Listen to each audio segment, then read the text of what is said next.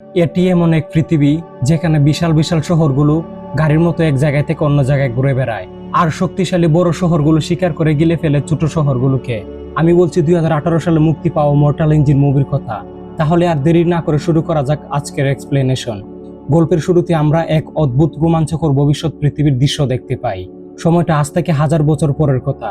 60 মিনিটের এক quantum nuclear যুদ্ধে মানুষের আধুনিক সভ্যতা, যাকে আমরা আমাদের বর্তমান যুগ বলি, তা পুরোপুরি ধ্বংস হয়ে গেছে। সেই ধ্বংসস্তূপ থেকে বেঁচে ফেরা মানুষেরা বেঁচে থাকার জন্য এক নতুন নির্মম নিয়ম তৈরি করেছে। সহজ কথায়, প্রকৃতিতে যেমন বড় প্রাণী ছোট প্রাণীকে শিকার করে বেঁচে থাকে, ঠিক তেমনি এখানে বড় শহরগুলো ছোট শহরগুলোকে শিকার করে বেঁচে থাকে, তাদের সম্পদ লুট করে এবং তাদেরকে দাসে পরিণত করে। স্ক্রিনে আমরা এখন দেখতে পাচ্ছি এক বিশাল দানবীয় শহরকে, যার নাম লন্ডন শহর। এই শহরটি প্রচন্ড বেগে দাওয়া করছে একটি ছোট্ট মাইনিং শহরকে। এই দাওয়া করার দৃশ্যটা এতটাই ভয়ঙ্কর এবং বিশাল যে আপনার মনে হবে যেন একটা দানবীয় হাঙ্গর একটা ক্ষুদ্র মাছকে তাড়া করছে। এই ছোট্ট শহরের সাধারণ মানুষের চোখে মুখে তখন শুধুই মৃত্যুর ভয়। তারা আপ্রাণ চেষ্টা করছে পালানোর, কিন্তু লন্ডনের বিশাল চাকা আর ভয়ঙ্কর ইঞ্জিনের গতির সাথে তারা পেরে ওঠে না। শেষ পর্যন্ত লন্ডন সফল হয় এবং তার বিশাল চোয়াল কুলে ছোট শহরটিকে পুরোপুরি গিলে ফেলে। লন্ডনের ভেতরে এই শিকার ধরার পর একটা উৎসবের আমেজ তৈরি হয়। এরপরের সিনে আমরা এখন যে ছেলেটিকে দেখতে পাচ্ছি তার নাম টম। টমকে দেখে বেশ সাধারণ, নিরীহ আর নিয়মের মধ্যে থাকা একটা ছেলে মনে হয়। সে লন্ডনের মিউজিয়ামে একজন হিস্টোরিয়ান হিসেবে কাজ করে। অতীতের পুরনো জিনিসপত্র, অর্থাৎ আমাদের বর্তমান যুগের ভাঙাচোরা জিনিসপত্র, যেমন পুরনো মোবাইল, সিডি, টোস্টার বা কম্পিউটারের পার্টস নিয়ে গবেষণা করাই তার কাজ। টম তার এই ভাসমান শহর লন্ডনকে খুব ভালোবাসে। সে বিশ্বাস করে তাদের এই শহরটাই পৃথিবীর সেরা জায়গা। লন্ডন যখন ওই ছোট শহরটিকে গিলে ফেলে, তখন ওই শহরের বন্দীদের সম্পদ বাজেয়াপ্ত করার কাজ চলছিল। এরপরে আমরা এখন যে মেয়েটিকে দেখতে পাচ্ছি তার নাম হেস্টার শ। হেস্টারের মুখে এক পাশে একটা গভীর কাটা দাগ রয়েছে, যা তার অতীতের কোনো ভয়ঙ্কর যন্ত্রণার সাক্ষী দিচ্ছে। বাইরে থেকে তাকে সাধারণ মনে হলেও তার চোখের ভেতরে লুকিয়ে আছে তীব্র এক প্রতিশোধের আগুন। তার একটাই লক্ষ্য, আর সেই লক্ষ্যের জন্য সে নিজের জীবন দিতেও প্রস্তুত। হঠাৎ করেই হেস্টার ভিড়ের মধ্যে থেকে দৌড়ে যায় লন্ডনের অন্যতম কমাতধর মানুষ টেডুস ভ্যালেন্টাইনের দিকে। টেডুসকে দেখলেই বোঝা যায় সে অত্যন্ত চালাক, প্রভাবশালী এবং সাধারণ মানুষের কাছে একজন হিরোর মতো। হেস্টার চোখের পলকে নিজের জামার ভেতর থেকে একটা ধারালো ছুরি বের করে টেডুসকে আঘাত করে, কিন্তু ভাগ্যক্রমে টেডুস কোনো মতে বেঁচে যায়। হেস্টারের এই দুঃসাহসিক কাজ দেখে টম অবাক হয়ে যায়। একজন অচেনা মেয়ে শহরের প্রেসিডেন্টকে খুন করতে চাইছে। এটা দেখে টম নিজেকে আটকাতে পারে না এবং সে হেস্টারকে তাড়া করতে শুরু করে। তারা দৌড়তে দৌড়তে শহরের একেবারে বর্জ্য ফেলার জায়গায় বা ওয়েস্ট শুটের কাছে চলে আসে। টম যখন হেস্টারকে আটকায়, তখন হেস্টারের চোখে কোনো ভয় ছিল না, বরং ছিল এক অদ্ভুত জেদ। লাফ দেওয়ার ঠিক আগে হেস্টার টমকে একটা কথা বলে, যা টমকে রীতিমতো অবাক করে দেয়। হেস্টার বলে, তোমাদের প্রেসিডেন্ট আমার মাকে হত্যা করেছে। সে একজন খুনি, তাকে গিয়ে বলো পেন্ডোরা শোয়ের মেয়ে হেস্টার শো তাকে কোনোদিন ছাড়বে না। এই কথাটা বলেই হেস্টার সেই ট্রেকের নিচে লাফ দেয়। এখানে এই গল্পটা আরো ইন্টারেস্টিং হয়ে যায়। টেডুস দৌড়ে সেখানে পৌঁছালে টম তাকে সব খুলে বলে। টম অত্যন্ত সহজ সরল, সে ভাবে টেডুস হয়তো তাকে এই সাহসিকতার জন্য পুরস্কৃত করবে। কিন্তু বিশ্বাস করুন, এরপর যা ঘটতে যাচ্ছে টম সেটা কল্পনাও করতে পারেনি। টেডুসের চোখের দৃষ্টি হঠাৎ করেই বদলে যায়। সে বুঝতে পারে যে টম তার অতীতের একটা গোপনীয় সিক্রেট জেনে গেছে। টেডুস তার নিজের সিক্রেট বাঁচানোর জন্য কোনো রকম দ্বিধা না করে টমকে ধাক্কা দিয়ে সেই ময়লার পাইপ দিয়ে নিচে ফেলে দেয়। পড়ার সময় টমের মনের ভেতরটা যেন দুমড়ে মুচড়ে যাচ্ছিল। যে শহরের জন্য সে এত কাজ করেছে, যে টেডুসকে সে নিজের আইডল মানত, আজ সেই মানুষটাই তাকে একটা ময়লার মতো ছুঁড়ে ফেলে দিল। এরপর টম এবং হেস্টার দুজনেই এখন লন্ডনের বাইরে সেই বিস্তীর্ণ জনমানবহীন এক ভয়ঙ্কর আউটল্যান্ডে এসে পড়েছে। চারদিকে শুধু কাদা, ধ্বংসস্তূপ আর মৃত্যুর ফাঁদ। হেস্টার একা চলতে চায়, কারণ তার জীবনের একটাই লক্ষ্য, টেডুসের মৃত্যু। কিন্তু টম বুঝতে পারে এই অচেনা দুনিয়ায় একা বেঁচে থাকা অসম্ভব। তার শহরের আরামদায়ক জীবন কোনো অভিজ্ঞতায় এখানে কাজে আসবে না। তাই সে নাচুরবান্দার মতো হেস্টারের পিছু নেয়। এদিকে লন্ডনের ভেতরে আমরা টেডুসের মেয়ে ক্যাটরিনকে দেখতে পাই। ক্যাটরিন তার বাবার খুব আদর মেয়ে হলেও সে যথেষ্ট বুদ্ধিমতী। টমের হঠাৎ করে নিখোঁজ হয়ে যাওয়াটা তার কাছে খুব অদ্ভুত লাগে। সে টমের বন্ধু বেবিসের সাহায্য নিয়ে গোপন তদন্ত শুরু করে। ধীরে ধীরে ক্যাটরিন বুঝতে পারে যে তার বাবা একজন মহান নেতা নয়, বরং সে লন্ডনের ভেতরেই এক বিশাল এবং ভয়ঙ্কর ষড়যন্ত্র তৈরি করছে। সে শহরের পুরনো প্রযুক্তি ব্যবহার করে চার্চের ভেতরে গোপনে একটা কিছু বানাচ্ছে, যা পুরো পৃথিবীর জন্য হুমকি হতে পারে। বাবার এই আসল রূপ দেখে ক্যাথরিনের মন ভেঙে যায়।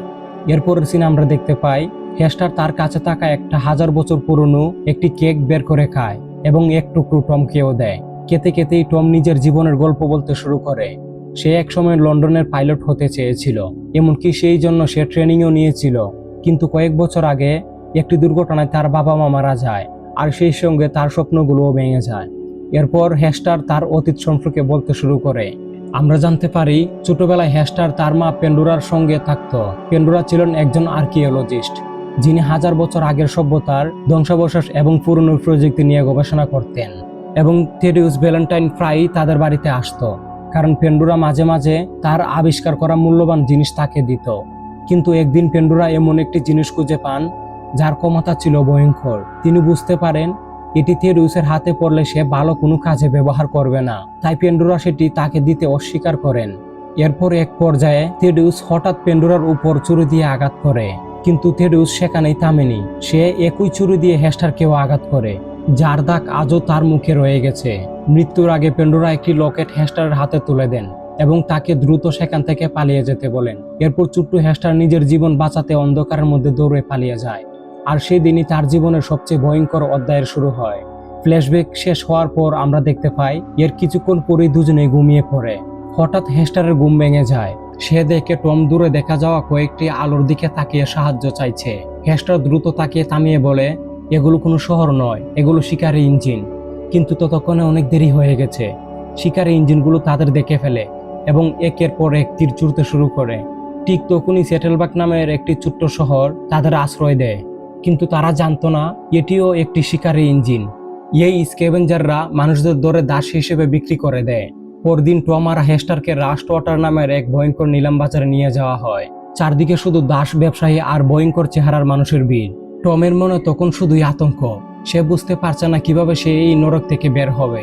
আর হেস্টারের মনে হচ্ছে তার প্রতিশোধ হয়তো এখানেই শেষ। থেডিউসকে মারার স্বপ্ন আর কোনোদিনও সত্যি হবে না। কিন্তু আসল সময় এখনো বাকি ছিল। নিলামের সময় হঠাৎ করে সেখানে একজন অত্যন্ত স্টাইলিশ এবং দুর্ধর্ষ মহিলার এন্ট্রি হয়। আমরা এখন যাকে দেখতে পাচ্ছি তার নাম অ্যানা। অ্যানা হচ্ছে এন্টি টেকশনিস্ট দলের একজন দুর্ধর্ষ লিডার। লন্ডনের চোখে একজন মোস্ট ওয়ান্টেড ক্রিমিনাল। তার স্টাইল, তার লাল রঙের কোট এবং তার লড়াই করার ধরন সবকিছু একদম জাদুকরী। সে মুহূর্তের মধ্যে সে নিলাম বাজার তছনছ করে দেয়। তার ফাইট সিকোয়েন্সগুলো এতটাই স্মুথ যে আপনি চোখের পলক ফেলতে পারবেন না। সে টম ও হেস্টারকে উদ্ধার করে তার নিজের লাল রঙের এয়ারশিপে তুলে নেয় এবং অ্যানা হেস্টারকে জানায় সে আসলে হেস্টারের মা পেন্ডোরার একজন খুব কাছের বন্ধু ছিল, আর সে জানে থেডিউস কত বড় একটা বিপদ ডেকে আনছে।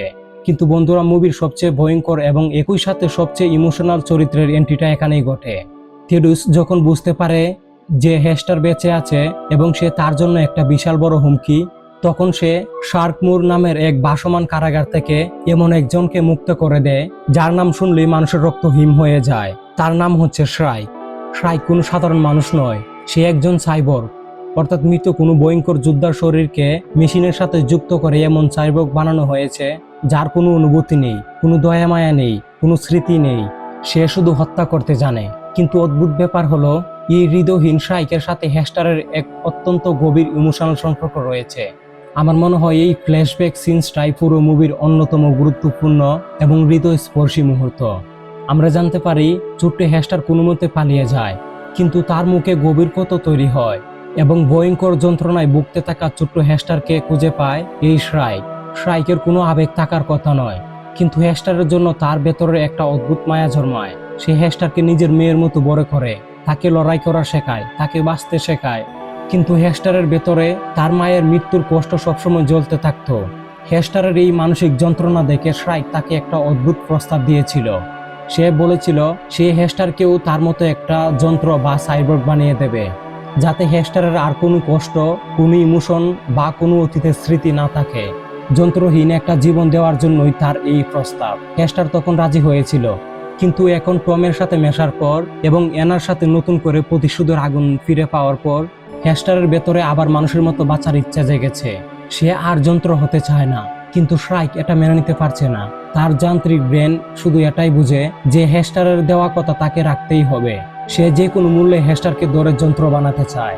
ইয়ানা টম আর হেস্টারকে নিয়ে ইয়ারহেভেন নামের এক ভাসমান শহরে পৌঁছায়। এটা মেঘের উপর তৈরি করা এক অপরূপ সুন্দর শহর। বিশাল বিশাল বেলুন দিয়ে আকাশে এই শহরটা ভাসিয়ে রাখা হয়েছে। এখানে বিভিন্ন এন্টি টেকশনিস্টরা বা যারা চলমান শহরের বিরোধী তারা এসে জড়ো হয়। এখানে এসে টম হেস্টারের সাথে কথা বলার পর জানতে পারে পেন্ডোরা সহ অতীতে এক ভয়ঙ্কর টেকনোলজি খুঁজে পেয়েছিল। সেটা ছিল একটা কোয়ান্টাম এনার্জি ওয়েপেন, যার নাম মেডুসা। এই মেডুসাই সেই ধ্বংসাত্মক অস্ত্র যা 1000 বছর আগে পুরো পৃথিবীকে মাত্র 60 মিনিটের মধ্যে ধ্বংস করে দিয়েছিল। তেরুস সেই অস্ত্রটা পাওয়ার জন্যই হেস্টারের মাকে খুন করেছিল।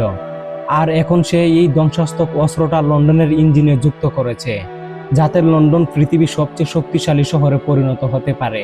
হঠাৎ করে ইয়ারহেভেনের সেই শান্ত আর সুন্দর পরিবেশটা এক ভয়ঙ্কর রূপ নেয়, কারণ সেখানে শ্রাইক এসে উপস্থিত হয়েছে। শ্রাইকের হাত থেকে পালানোর কোনো উপায় নেই। সে যেন এক অপ্রতিরোধ যমদূত।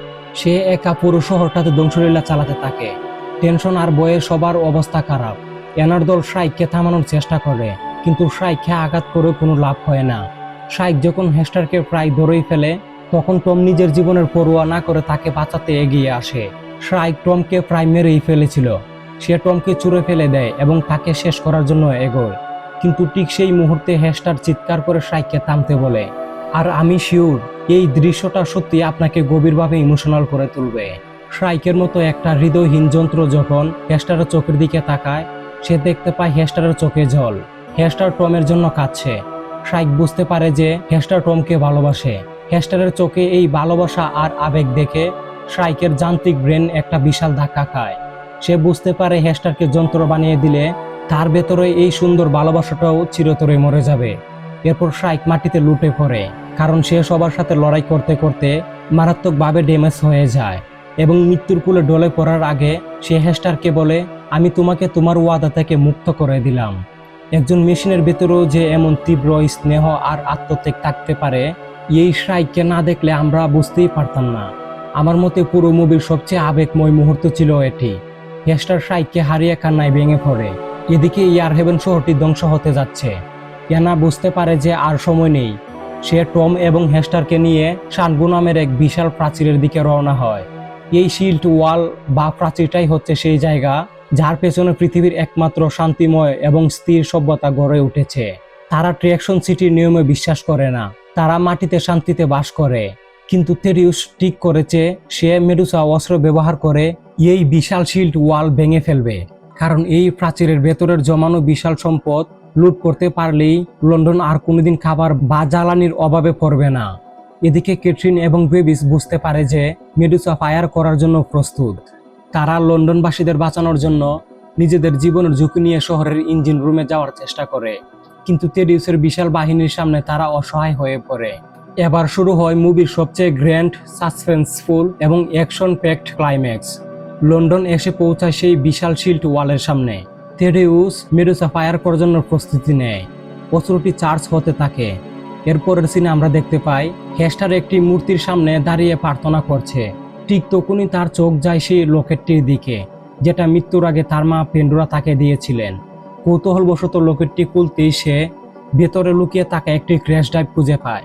সে বুঝতে পারে এতদিন ধরে যে মেডুসার ক্র্যাশ ড্রাইভ খুঁজছিল সেটা এই লকেটের মধ্যেই লুকিয়েছিল, এবং সে 1 সেকেন্ডও দেরি না করে দৌড়ে টম এবং এনার কাছে যায় তাদের এই গুরুত্বপূর্ণ তথ্য জানানোর জন্য। কিন্তু ততক্ষণে অনেক দেরি হয়ে গেছে। থেরিউস ইতিমধ্যেই মেডুসা দিয়ে আক্রমণ করে ফেলে। চারদিকে এক ভয়ঙ্কর লাল আলো ছড়িয়ে পড়ে। প্রথম আঘাতেই প্রাচীরের একটা বড় অংশ প্রচণ্ড বিস্ফোরণে উড়ে যায়। চারদিকে শুধু হাহাকার আর ধোঁয়া। প্রাচীরের ভেতরের মানুষেরা ভয়ে কাঁপছে।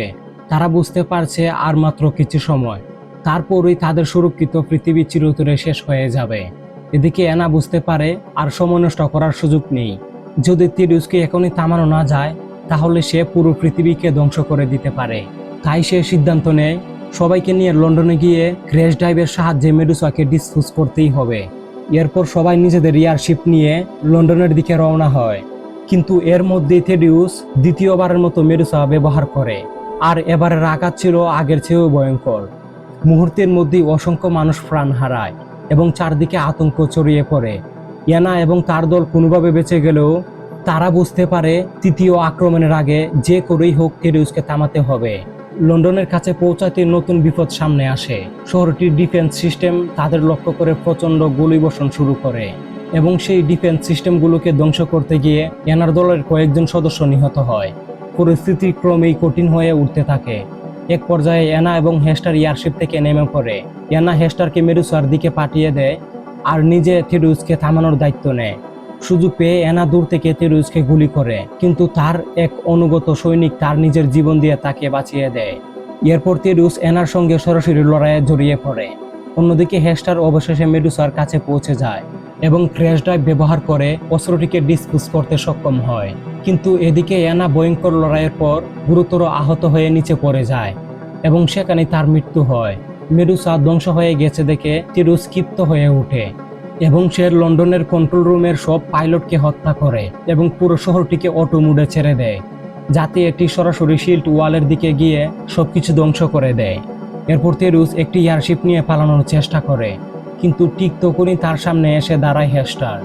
ওইদিকে টেরিউসের মেয়ে ক্যাথরিন কন্ট্রোল রুমে উপস্থিত হয়ে যখন দেখে সমস্ত পাইলট মারা গেছে, তখন সে দিশাহারা হয়ে পড়ে লন্ডন শহরকে থামানোর জন্য, না হলে শহরটি গিয়ে শিল্ড ওয়ালকে ধ্বংস করে দিবে।